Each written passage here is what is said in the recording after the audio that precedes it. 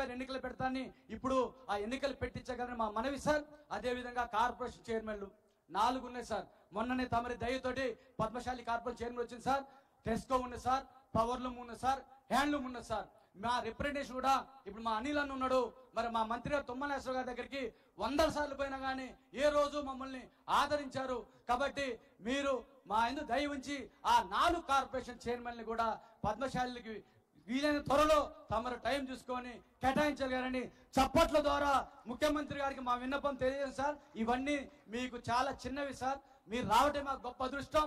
ఈ రోజు సార్ ఢిల్లీ వెళ్ళాలి మా ముఖ్యమంత్రి గారు, మనది ఉండదనుకొని చెప్పి పోస్ట్ పోన్ చేసుకుని వచ్చినందుకు అందరూ పెద్ద ఎత్తున చప్పట్లు కొట్టాలి, వారికి ధన్యవాదాలు తెలియాలి.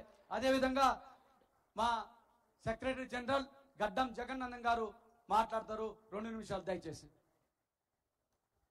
కుల బాంధవులందరికీ నమస్కారం.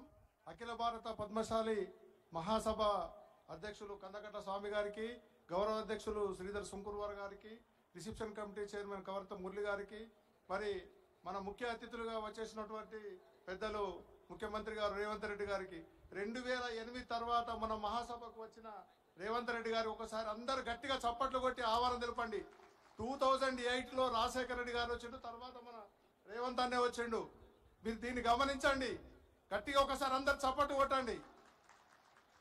ఏదైతే మరి మన కాంగ్రెస్ పార్టీ రాహుల్ గాంధీ ఆశయాల మేరకు మన రేవంత్ అన్న గారు బీసీ కులగణన చేసి 42% బిల్లు పాస్ చేసి, అదేవిధంగా ఎస్సీలకు వర్గీకరణ చేసి ఒక మన తెలంగాణ సహుమారజైండు. మన భారతదేశంలో మొట్టమొదటిసారి మనకు బీసీలకు రిజర్వేషన్ ఇచ్చింది సాహుమహారాజు. తెలంగాణలో మళ్ళీ పెద్ద ఎత్తున అవకాశం కల్పించిన తెలంగాణ సాహుమహారాజుకు ఒకసారి చప్పట్లు కొట్టండి గట్టిగా, ఎందుకంటే బీసీలందరికీ అవకాశం వస్తుంది. అదేవిధంగా మనకు అంబేద్కర్ గారు కాన్స్టిట్యూషన్ రాసింది, కానీ కాన్స్టిట్యూషన్లో ఎన్నో అవకాశాలు ఉన్నాయి, కానీ మనకి ఈసారి ఆధునిక అంబేద్కర్ గా మనకు అవకాశం ఇచ్చి బీసీలకు ఎస్సీలకు ముందు తీసుకుపోతున్నందుకు రేవంత్ అన్నకు మరొకసారి ధన్యవాదాలు తెలియజేస్తూ, అన్న ముఖ్యంగా మీరు చేనేతకు మీరు వచ్చిన తర్వాత చాలా ప్రయోజనాలు జరుగుతున్నాయి, ఇక ముందు జరుగుతాయని కూడా ఆశిస్తున్నాం సార్.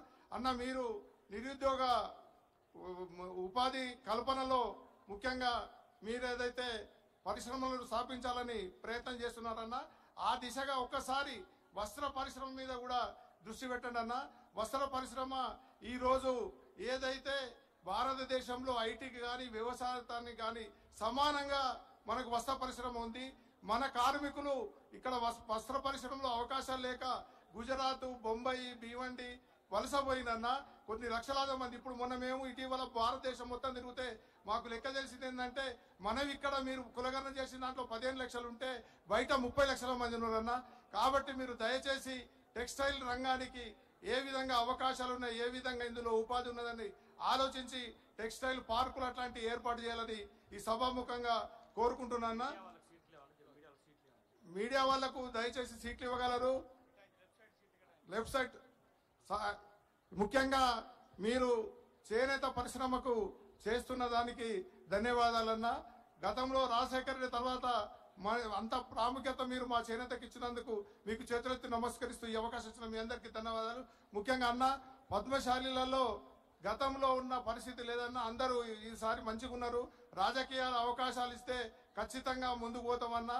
రేపు రాబోయే లోకల్ బాడీలలో మాకు కూడా 30 to 40% సీట్లు కేటాయించాలని మిమ్మల్ని వేడుకుంటూ ఈ అవకాశం ఇచ్చిన మీ అందరికీ ధన్యవాదాలు. థ్యాంక్ యూ అన్న.